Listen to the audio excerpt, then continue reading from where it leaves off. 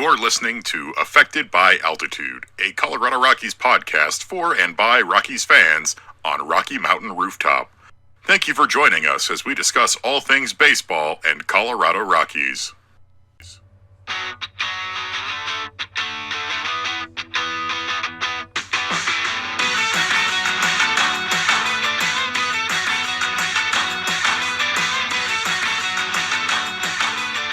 Hello, everybody. Welcome to another edition of Affected by Altitude, Colorado Rockies podcast, part of the Rocky Mountain Rooftop Network, under the Fans First Sports Network. I'm your host, Skyler Timmons, and special guest joining here today, Rockies minor league infielder, first baseman, and draft pick in the 2023 draft, playing for the Fresno Grizzlies. It's Aidan Longwell. Aidan, thank you for joining us. Yeah, thank you for having me. Glad to be here. Yeah, I think early in the season, about a couple weeks ago, I talked to broadcaster friend of the show, Stephen Rice. It's like, Aidan Longwell's the guy that I want to talk to. Like, he just seems like a dude I want to talk to. Yeah. I got an affinity for first baseman. But you were one of the guys looking at the Fresno Grizzlies roster and one of the Rockies prospects. Like, you're the guy that I want to talk to, just because there's just something about you. I don't know what it is exactly. I hope to get to the bottom of it here. Yeah. But what is so intriguing about you, and I guess what I wanted to first ask was, how are things going? This season in Fresno, a good team. How are things going here at the early part of the season? Yeah, it's going well. We have a really talented team. We ran into a little rut last couple of weeks. We started off pretty hot, but I think we got our feet back underneath of us. A lot of guys from my draft class getting their first experience with affiliate ball. I got a little bit of taste of it at the end of last year in Fresno, but just to be out there and getting into the routine of things, figuring everything out kind of as we go. We have a great coaching staff. Steve Solis, he does a great job helping us, keeping everybody accountable. So yeah, everything's going well right now. I think we're in a good spot right now, mentally and physically. I think everybody's doing well. I'm really excited to just keep this thing going. Yeah, I think Fresno's been the club since they've joined the Rockies. As the Low-A affiliate. That having that infrastructure as a former AAA organization, they have that infrastructure, and we've seen nothing but good things from Fresno. It's been a good ball club there. What's kind of been that feel is in the clubhouse, coming into the organization, just that feel being in Fresno. What's the environment like there? Yeah, like I said, all the guys, a lot of the team is guys from my draft class, and then a couple guys that had been in Fresno before. So being able to lean on those guys and kind of their experience from last season has been really helpful. And then just kind of figuring it out as we go together. It's been fun. Everyone clicks really well. I think we have a really good group. Like I said, really excited about the next part of this season. Yeah, they're fun to watch. I think that's the awesome part with the way they do minor league TV now. Like, we can actually watch you guys on a pretty regular basis, which is pretty fun. I think it was watching the other day, and it was during the school. It was one of those early games that all the school kids come to the game. I was sitting there watching that, and you guys put it together a pretty good game. I think it was against the San Jose Giants. Mm-hmm. But it's fun. What's kind of been that I guess transition from playing in college now into minor league baseball? What's kind of been that transition like for you? Is it kind of the same, or what's been the difference there? Yeah, definitely. There's been a lot of differences just with the schedule and the routine of everything, playing a lot more night games. And you're playing every day here with college ball. You play 3-4 times a week. Mm-hmm. So you get some more time to rest. But just getting into that routine of kind of figuring everything out. It's been fun, but at the end of the day, it's still baseball. The mound 60 feet 6 inches away. They're just trying to get you out. So just getting out there and playing every day. It's been awesome. I've really enjoyed it so far. Mm-hmm. Were you able to meet Bluey the other day? They had Bluey and Bingo at the game. I saw him on the field, but I didn't get to meet him. But he was there. Yeah. That's my favorite thing. I worked in minor league baseball a couple times, or independent ball, and just the funkiness that can happen with promotions and stuff, I think was always a fun part. Oh, yeah. You never know what you're going to get. Bark in the Park Day is always fun, hearing the dogs barking. at the most random times. It's pretty fun. Yeah, they're just wandering out there on the grass berm or wherever they may be. That's right. So I want to ask you, kind of going back to those roots, what got you into baseball, or what kind of led you down this path? Because I know you were into football, playing quarterback growing up, and had some college offers there. But what really led you towards choosing the baseball path? Yeah, since I was, as long as I can remember, I've always wanted to be a professional baseball player and play in the big leagues. Me and my dad, growing up in the backyard, that's all we did was play baseball, with football, whatever it was. And then once my brother grew up a little bit more, we were playing in the backyard every day together all summer long. It was just wake up, go play in the backyard, and then have games on the weekend. So it's just been a dream of mine since as long as I can remember wanting to play baseball. It was really fun playing football in high school. I'm really grateful for that experience, but it's always been baseball for me. So I know there's a lot of the talk where multi-sport athletes, playing multiple sports growing up helps out a lot. How do you think playing those years of football, being a quarterback, all those other things, how did those help you in your game with baseball? Yeah, definitely. It helped a ton. Just as a quarterback, having to be a leader was a huge thing for me. I was pretty quiet growing up, so being able to be forced into that role of kind of having to be more vocal, I think was huge for me. And then just staying athletic all year round. You're doing different things, different training methods, and different sports, like not focusing just on throwing or hitting, but being more athletic. I think that was a big thing for me also, especially in high school, kind of being able to step away from baseball for a little bit and just go be athletic and compete in something other than baseball was huge. Mm-hmm.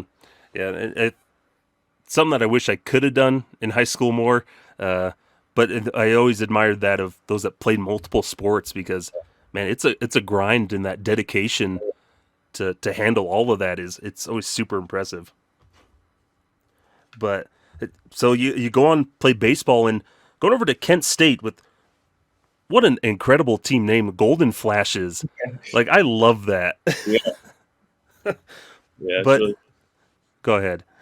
I was just gonna say, yeah, it's awesome.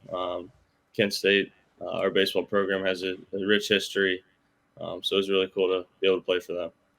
Yeah, that's what I was looking at.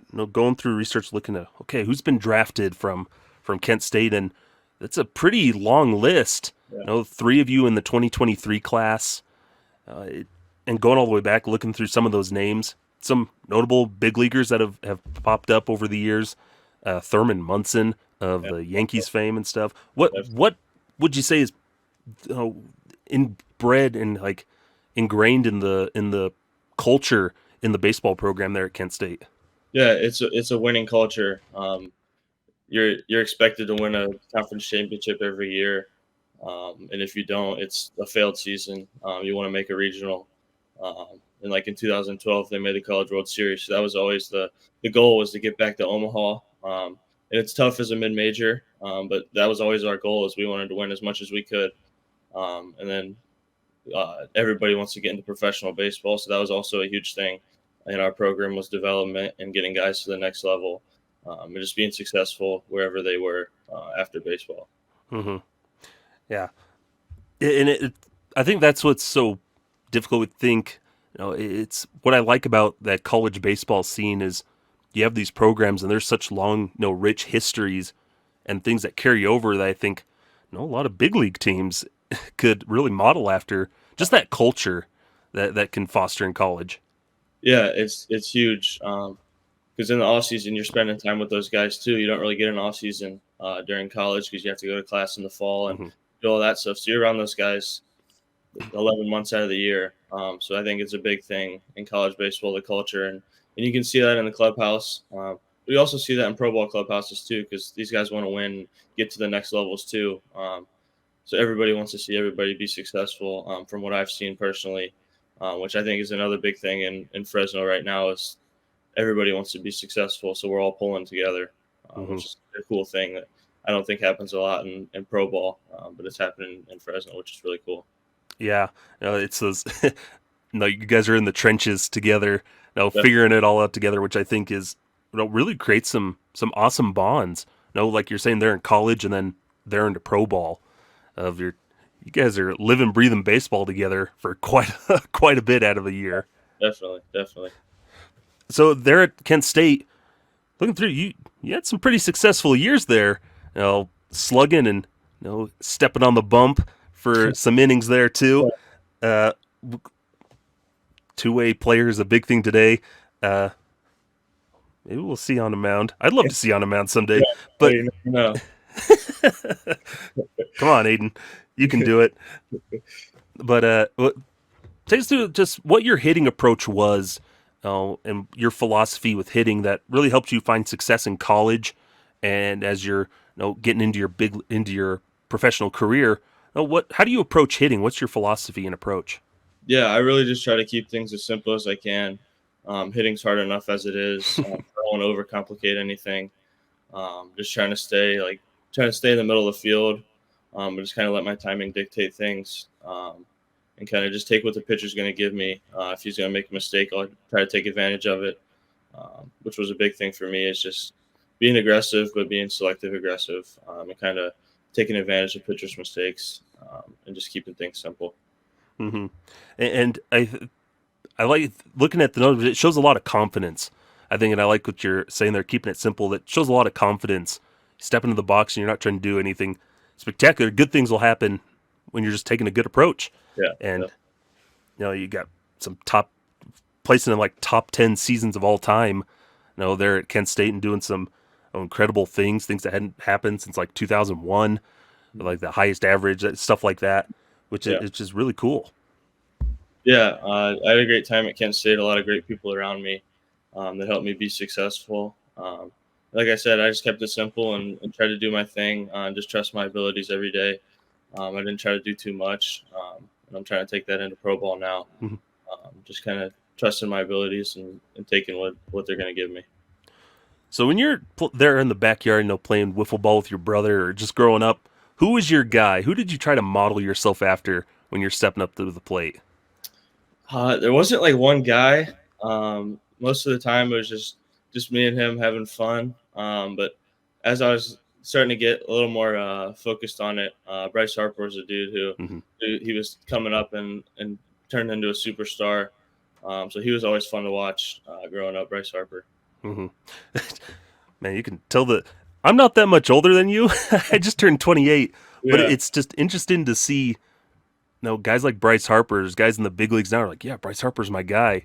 You're like, man, I remember being in middle school looking at a Sports Illustrated and Bryce Harper's on there when he's like 16 or whatever. Right. So it's interesting to see, but what exactly, there's a lot of things to like about him, but what specifically about maybe Bryce Harper did you like to try to emulate or bring into your game? He always played the game hard, and still does, which is really fun to watch. And for the most part, he plays the game the right way, and is always giving effort, and just exciting. He goes out there every day and he puts on a show, which is fun to watch. Mm-hmm. And what, growing up in Ohio, what team did you follow? Were you Cleveland or were you a Cincinnati guy, or who did you kind of follow growing up? I was a Cleveland fan for sure. Okay. Sure. Yeah. Cool. I always like the Indians/Guardians. Yeah. Fun stuff. And they're having a dang good year this year so far out of the gate. Yeah, they are. They've been playing well. But that's the thing I was like. I was growing up a Rockies fan. You always find yourself modeling guys on the team that you follow and stuff. But there's a lot of good talent around the league and stuff. Yeah, definitely. But tell me about pitching on the mound. Do you miss it? Do you wish you were still doing it, or are you glad you stuck with the offensive side, swinging the stick? Yeah, I enjoyed pitching. It was fun just to be in control of the game on the mound, and having everybody go at my tempo was fun. And just being able to compete every pitch. But no, I enjoy hitting more. I'm glad that the Rockies wanted me to hit. Mm-hmm. But you never know. One day you might see me back out on the mound. We'll see. There you go. Just staying loose. You never know. The opportunity may arise. Right. No, because you weren't too shabby. Left-hander off the mound, like some pretty good numbers there in the relatively smaller sample sizes, but right. Turning to Longwell on the mound, like not too bad. Well, no, it was a fun time. I enjoyed it, but I love hitting. So Hmm. And that's kind of what I was growing up. Eventually I had like arm troubles and never really got to have that opportunity after high school. But man, if there was everything I would have wanted to do, it pursue the hitting approach just because yeah, it's fun. Like I love hitting. yeah, I enjoy being out there every day. I don't know if I could live that pitcher lifestyle of going out there every couple of days. I would get bored. Get a little antsy out there. Yeah. So I'm saying, Aidan, do both. There you go. Yeah. No, but that's this moving right along.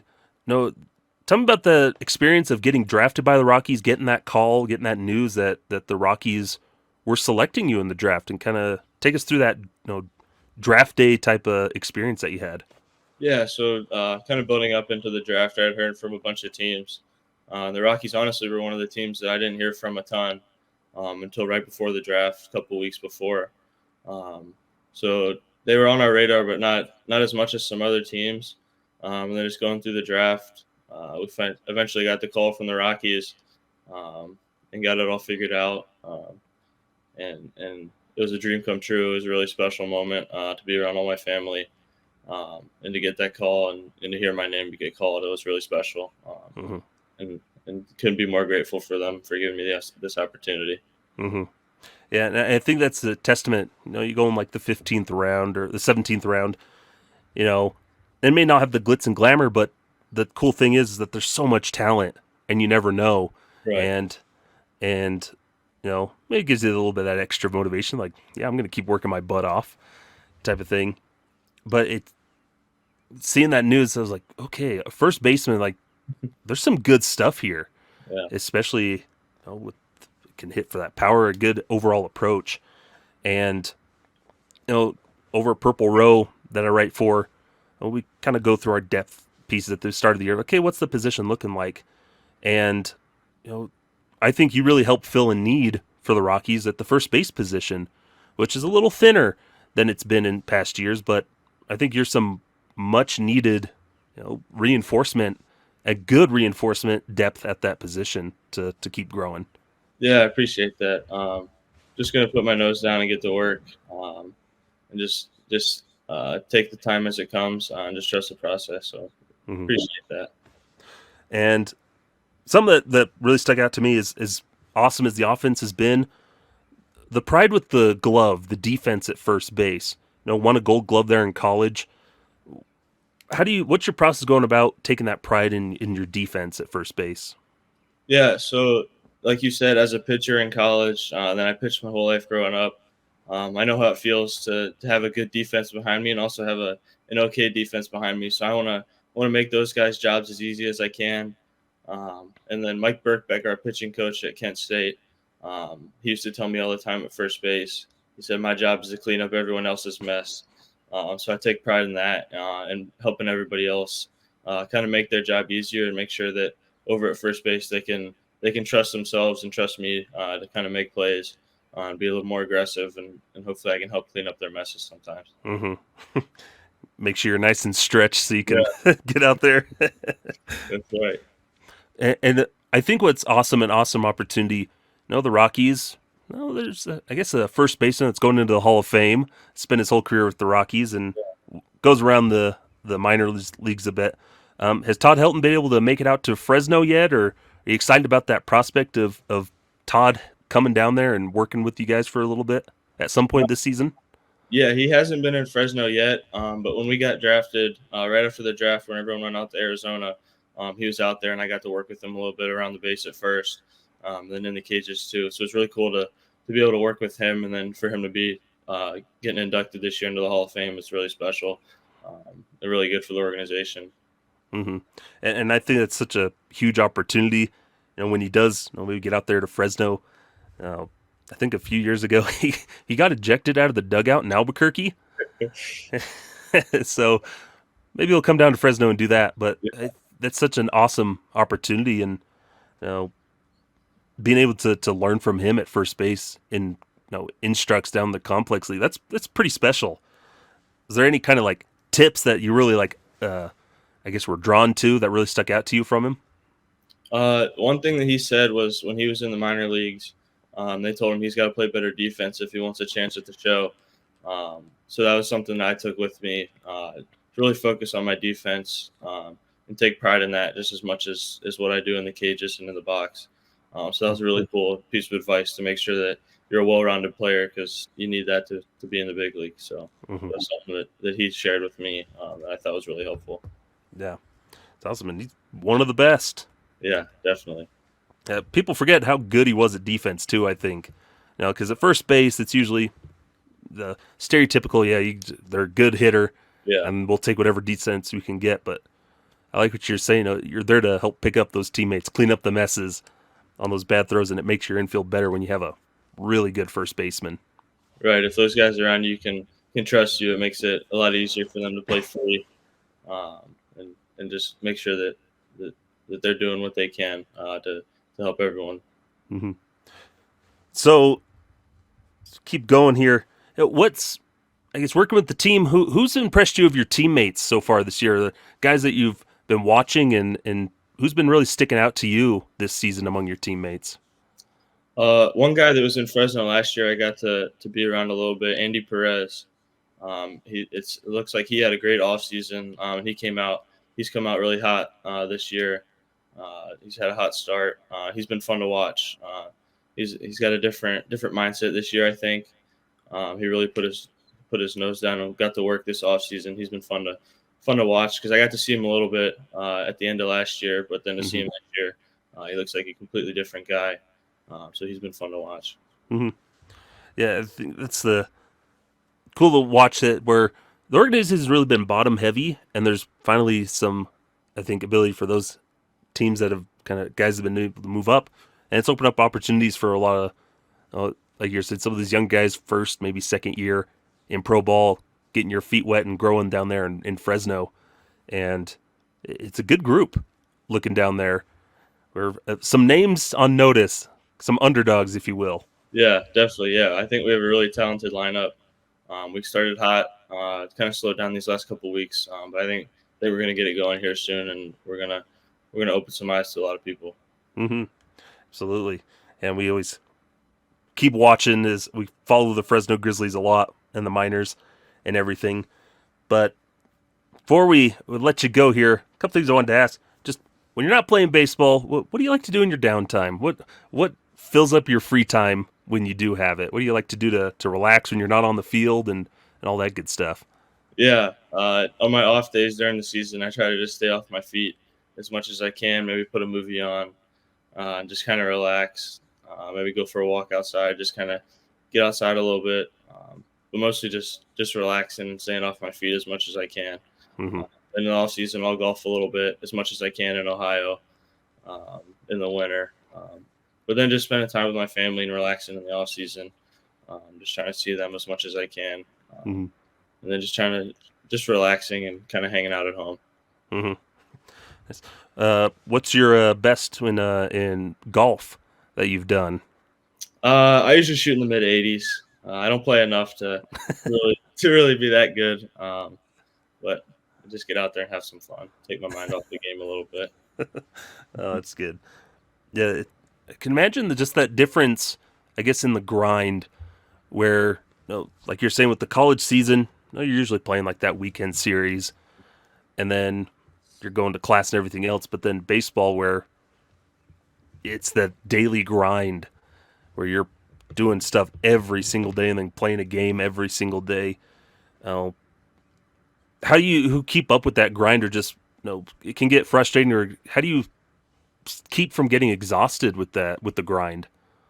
Yeah, I think a big thing for me is kind of falling back on my routine. At Kent State, all of our coaches had played professional ball, 2 of them in the big leagues. So they were big advocates for finding a routine that works for you and kind of sticking to it, and just making sure that you do something every day that makes you comfortable and feel prepared.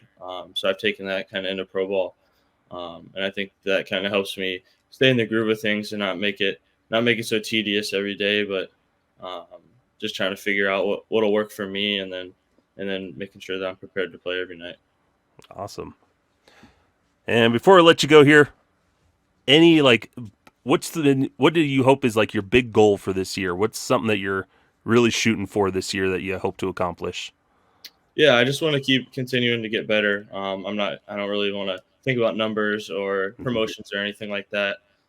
For me, it's just getting better each day, and continuing to grind and develop. Like I said, I don't really have a certain number or goal or anything like that. It's just getting better every day. Mm-hmm. Yeah, that's awesome. Well, Aidan, I'll let you go here, but I appreciate you taking the time, hop on, and there's some exciting things I think coming for you.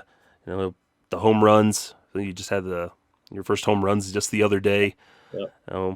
And everything. So it's cool to see just that growth, and I look forward to seeing your progress through the system. Yeah, I appreciate it. Thank you for having me on. Awesome. Well, this has been Affected by Altitude. Aidan Longwell, Rocky's first baseman with the Fresno Grizzlies. You can find us over on Twitter at RockyMTN Rooftop. You can find me at sideline_crowd over on Twitter, and Purple Row and Fans First Sports Network. Until next time, this has been Affected by Altitude. Farewell.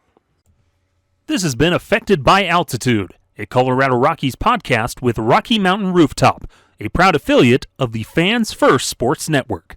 Catch new episodes every Monday on wherever you get your favorite podcasts. Be sure to follow us on YouTube as well for video versions of the show.